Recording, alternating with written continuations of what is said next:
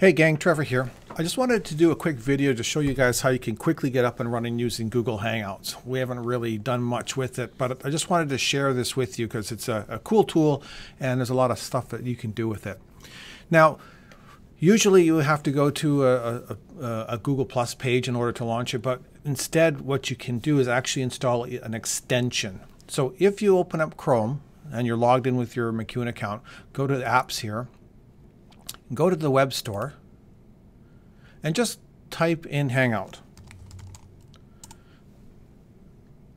Now you're going to get a couple of different options. The one we want to look at is extensions. You can also get the app, which kind of has it popped up as a separate window. You'd have to set it to start up. I find the extension actually is the best one. So just go ahead and download it and add it to Chrome.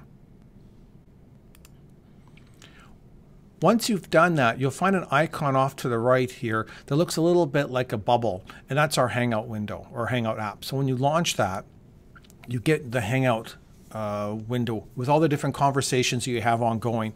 In this case, we're going to start a conversation with someone that we've never talked to before. So we're going to look at adding Barney Rubble to our Hangout. So all I would do is go into where it says New Conversations, and I would add their email address.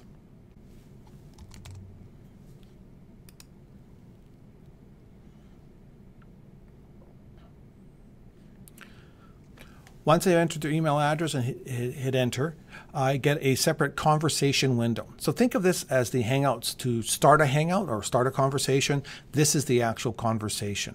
So this is text-based to start off with. So as I send in messages, I will get replies back. Now we can carry on with the chat and stuff, but where the strength comes with this is if I want to go and switch to an audio or video conversation.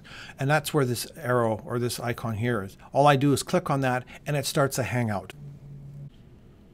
In addition to the chats, I can also send smileys, I can send photos, I have available to me, I can do a sketching piece and I can send my sketch. And those are all kind of cool things that we can do as well. When I'm finished that conversation, I just close the window, but the conversation remains here in my conversation list or my Hangout list. So that at any point in time, I can go back to that conversation. I don't have to look the person up. I can just click on it and I can pick up the conversation from where we left off. Now let's say that I want to do a group conversation. Let's say I have a team that I work with all the time. Barney's part of that team. What I can do is I can add people to my conversation. So it's going to create a group. So I'm going to look for, we'll look for Fred. And I'm going to add Fred to my group. And I get another conversation because this is separate from my private conversation with Barney. This is now Fred and Barney. And I can keep adding other people onto it as well. So one of the nice things now is I have that group chat availability. I can go into under the settings here and I can give it a name. And when I save it and close this, you'll notice in my chat list or my Hangout list, there's Fred and Barney. So anytime I want to chat again with Fred and Barney, I click on that. I don't have to re-invite them. The conversation again picks up wherever we left off. If I wanted to switch to a video conference, I just click on the video link.